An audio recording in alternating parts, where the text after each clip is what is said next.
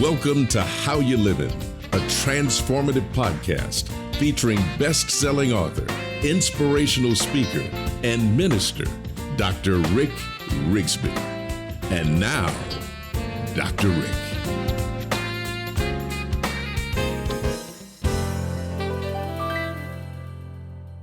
Hello, friends. Welcome to this week's podcast. I'm so glad that you could tune in.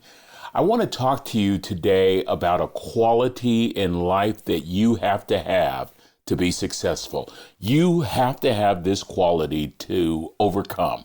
That quality is resilience. I can't think of one person who has accomplished anything in life without facing insurmountable odds and then growing in the area of resistance to combat those odds. You know, it's true. Struggle is the classroom for growth. It produces growth. Enthusiasm is common, Angela Duckworth said, but endurance is rare. I like that. Muhammad Ali, the great heavyweight boxing champion. Muhammad Ali said on one occasion, "I hate training, hate every minute of training. But then I said, don't quit, because if I can suffer now, I'll be a champion for the rest of my life." Ha ha! I like that resilient perspective. You know what? We admire people who are resilient. We love comeback stories.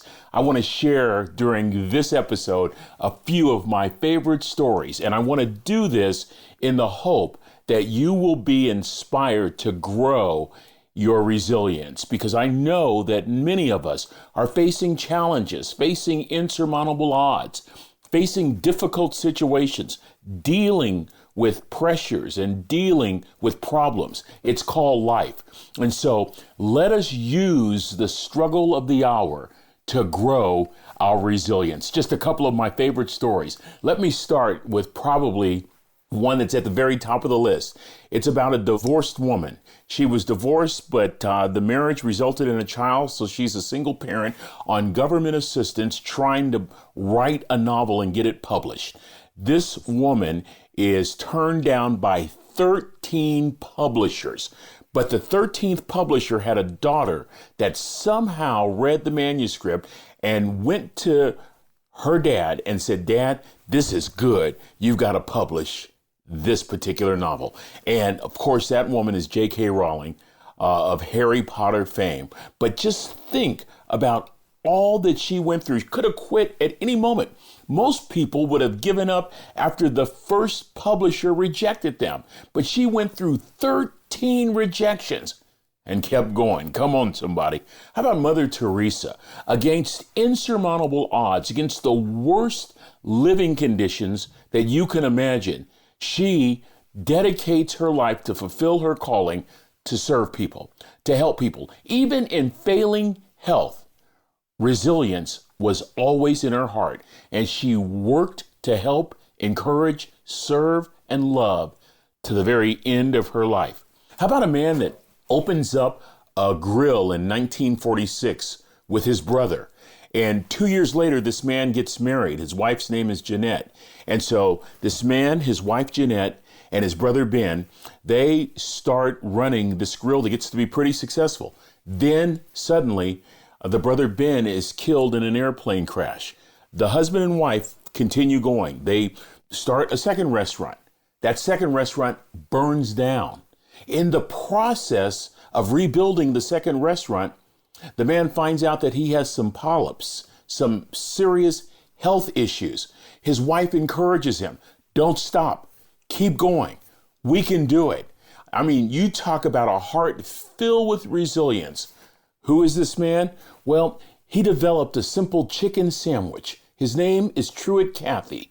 And as a result of that chicken sandwich, when Truett Cathy died, Chick-fil-A was worth billions. Now, you might say it's worth billions because of a chicken sandwich, but I would say it's worth billions because of the resilience of a man and a woman. Here's one of my favorite stories. One of my favorite stories is about a guy named Chris Gardner. It is a true life story brought to the big screen by Will Smith in the movie The Pursuit of Happiness. Let me just summarize briefly. This movie features Chris Gardner, who also went through a failed marriage, has a child that he won in a custody battle. This man is trying his best in the San Francisco Bay Area to sell outdated, antiquated medical equipment, much to no avail. And so he is so broke, he can't pay his rent, gets evicted. He and his son end up sleeping everywhere and anywhere they can, including a public bathroom in San Francisco. They go in and out of shelters. One day, Chris Gardner discovers that there's an internship available at a prestigious brokerage in San Francisco. I believe Dean Witter. He applies for the internship, gets the internship. At the apex of the internship, there's an opportunity to take a brokerage exam to get your license. And a couple of the best students will possibly get offered jobs as brokers. Chris has nothing to lose. He has no place to go but up against insurmountable odds. Chris Gardner passes the brokerage exam and gets his brokerage job. He becomes from a bum to a broker. The favorite scene in that movie, my favorite scene, makes me cry every single time. It is when Chris Gardner goes in to meet the partners on the last day of the internship, tells them, I wore a nice shirt today, this being the last day and all. And the head of the brokerage firm says, well, why don't you wear a nice shirt tomorrow too, because tomorrow will be the first day of your life as a broker. And I want to tell you that man didn't take 1 second of his struggle for granted. As a matter of fact, Chris Gardner has said all over the world in interviews, it was the struggle. It was the struggle. It was the struggle that motivated, that challenged, that demanded his best to come out. Friend, you can't be resilient unless you're facing some kind of opposition. Resilience doesn't just grow during peaceful times. You've got to want it bad. It has to summon the courage that is inside of you to come out and to act boldly. I got a phone call this week from a friend who was just diagnosed with a life-threatening disease, early prostate cancer. And when we talked, I thought I was going to encourage him. He ended up encouraging me. He said, Rick, I'm going to beat this. I'm going to beat this. And not only am I going to beat it, but soon as my last treatment, and as soon as my last treatment is over, I'm buying a travel trailer. He said, my family doesn't even know this yet. I'm going to buy a travel trailer and I'm going to go camp and hike in the mountains of Utah and Colorado because life is good and I want to enjoy life. Ho, ho, baby. Let me tell you something. You know what resilience says? Resilience says, come on, disease. I'm going to knock you down and I'm going to keep on living. I'm going to find the inner strength, the faith, and the courage to keep on keeping on. I like that. You see, there's a common thread in resilience, and I know you see it. Resilience requires courage. The courage to do something that scares you. You know what? One of my heroes is Captain Eddie Rickenbacker. He was that flying ace during World War I. And he said on one occasion, courage is doing what you're afraid to do. There can be no courage unless you're scared. Well, that's a great perspective. You see, courage develops in dire situations.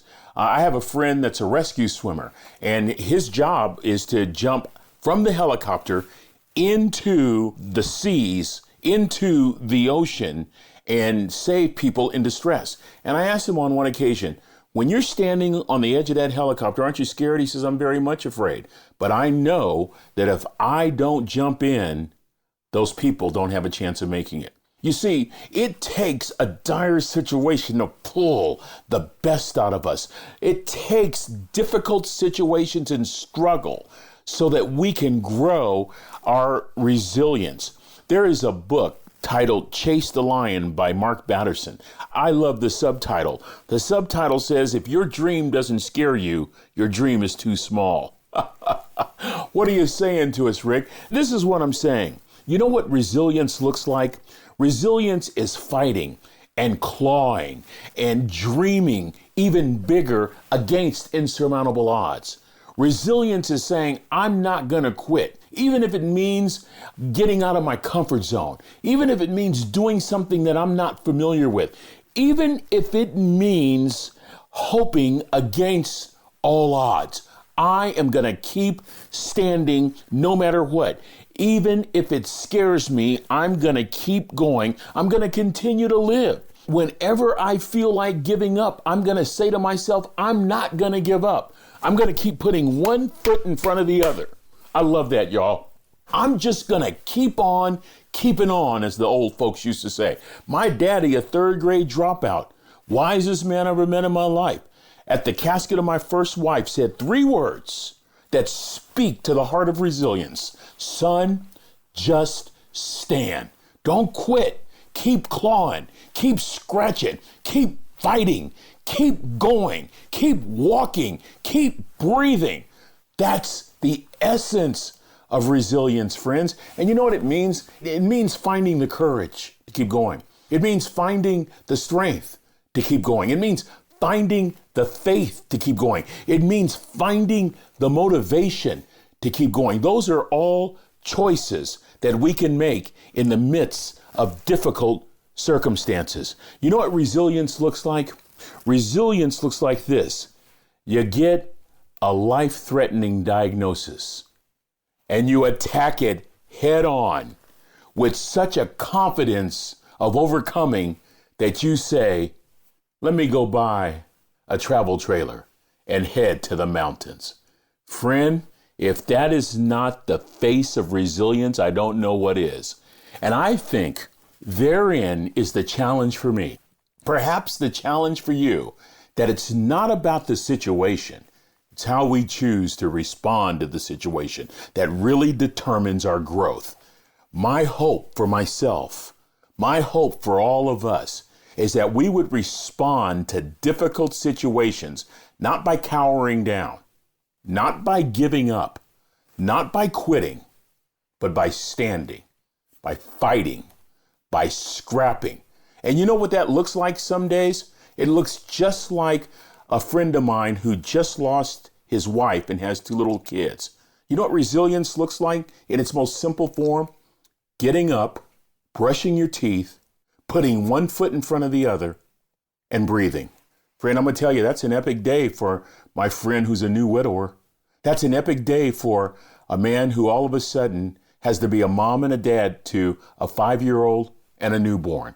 You see, it doesn't mean necessarily standing in a ring or facing a lion or jumping out of a helicopter. Today, for you, for me, resilience might mean I am going to make it through this day, moment by moment, minute by minute, and hour by hour. I'm going to change my thinking, change the way I look at things, change the words that come out of my mouth. I will persevere. I will keep standing. I will overcome. I will overcome. So friends, metaphorically speaking, go buy a travel trailer. Let's hit the mountains together. Let's go for it. Let's go for it every day for the rest of our lives. And the end result will be a life well lived because we didn't quit. We didn't give up. We faced every difficulty and every hardship with the highest degree of resilience. And as a result, our life took on a quality that just simply cannot be explained. A quality that says, there goes a champion. There goes a winner. There goes a courageous person. There goes a faithful person. There goes a person who refused to give up. Well, friend, I have so enjoyed this time together. I want to tell you, I feel encouraged. I really feel encouraged. I feel encouraged to call a few folks as soon as I get off the air and just encourage them to keep standing, to keep clawing, to keep scrapping, to keep fighting. I feel so encouraged that we don't have to just bow down to difficult situations, but we can rise up and face the challenge and embrace life and enjoy life even in the face of insurmountable odds. I want you to think about resilience for the next day or two and growing your resilience in the midst of the battle, in the midst of the struggle. Well, our time is up.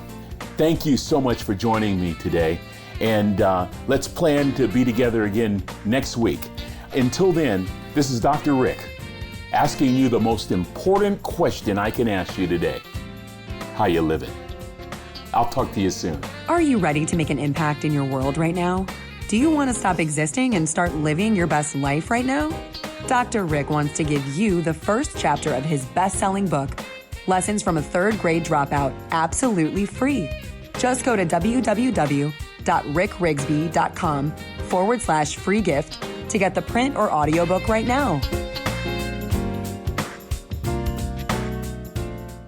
This is thepodcastfactory.com.